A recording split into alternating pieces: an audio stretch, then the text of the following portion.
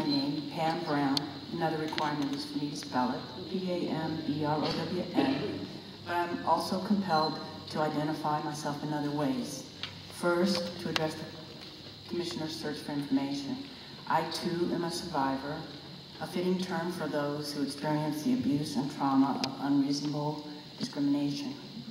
I am a woman, but on the expression of gender continuum, I'm much closer to cross-dresser than high heels and makeup. Consequently, I've been perceived by some to be lesbian, gay, bisexual, transgender. But I identify as Q.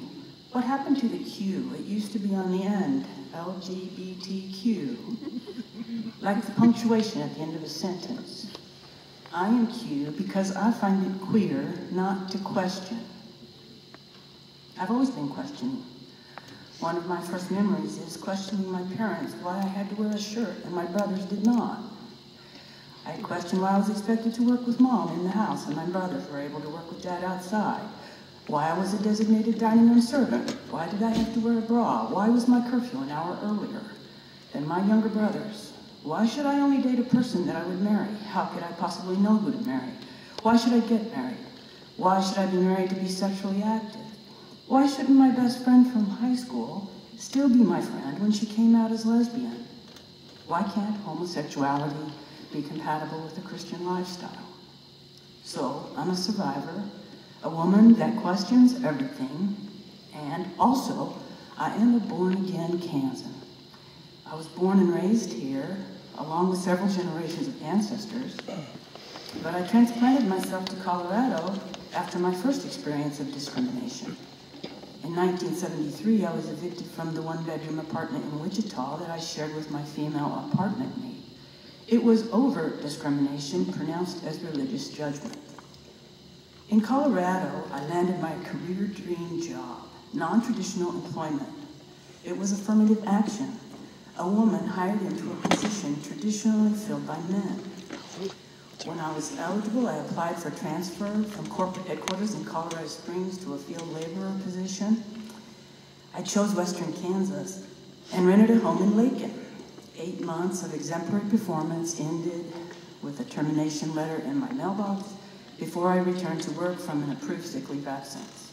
This time it was covert discrimination, an invasion of my medical privacy gave my supervisor the reason to exercise his religious judgment, and I transplanted myself back to Colorado. In 2001, I returned to Kansas to make my life with my high school sweetheart and get reacquainted with my family of origin. My daughter graduated in 2009 from an excellent Reno County school, Bueller High. However, to get her senior project topic approved took several months of administrative consideration, culminating in the singular mandate that she present an oral defense in front of 25 teachers at 7:30 in the morning. The controversial subject was finally approved.